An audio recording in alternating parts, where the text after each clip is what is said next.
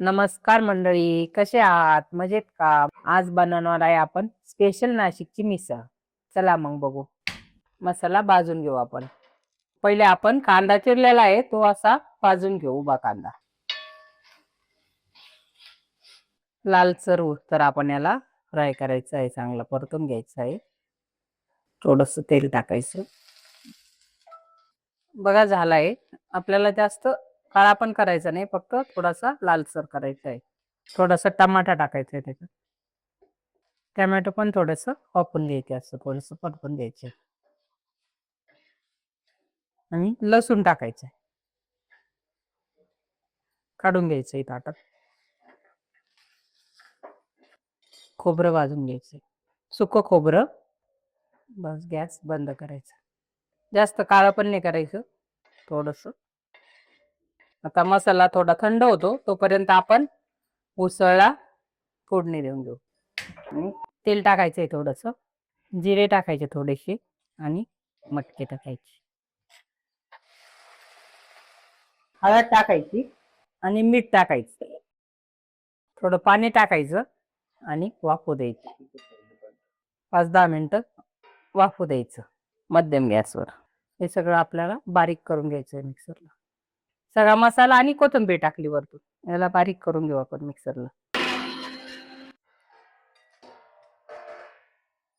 हे बघा वाफली चांगली. आता आपण याच कढईत फोडणी देऊ. त्याच कढईत आता आपण परतायला घ्यायचंय. 1 चमचा लाल तिखट, 1 चमचा काळा तिखट घरी बनवलेलं, आणि 1 चमचा धना पावडर. आणि आपण पहिले मीठ टाकलेलं होतं त्यामुळं 1 छोटा चमचा मीठ.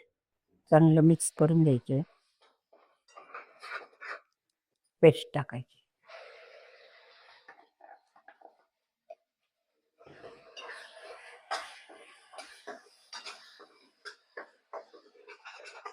चांगलं तेल सुटूस तर परतून द्यायचंय सगळं मसाला. कमी गॅसवर परतायचं त्याला 10-15 मिनिट. थोडस मसाल्याचं पाणी टाकायचंय आणि परतू द्यायचंय चांगलं. आणि तेल सुटेपर्यंत परतायचं त्याला.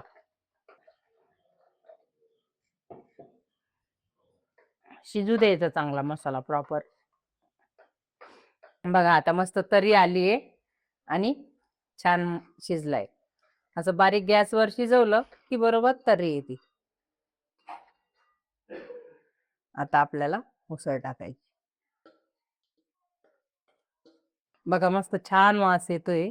पाणी टाकायचंय, भरपूर पाणी टाकायचं. मिसळ थोडीशी पातळच असते. बघा आता मस्त 10 मिनिटं हिला शिजू द्यायची. 10 minutes later. बघा किती छान मस्त उकळली आणि वास पण खूप छान येतोय.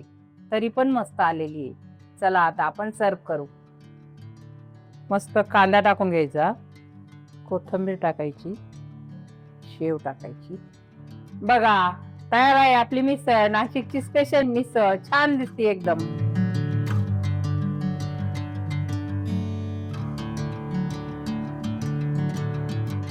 बघा छान झाली आहे मिसळ, आणि 15 ते 20 मिनिटात चांगली तयार होऊन जाते. एवढा वेळ पण नाही लागत. बघा तुम्हाला आवडला असेल तर सबस्क्राईब करा, लाईक करा, शेअर करा, आणि तुम्ही पण करा. मला कमेंट करून सांगा. धन्यवाद. थँक्यू. बाय.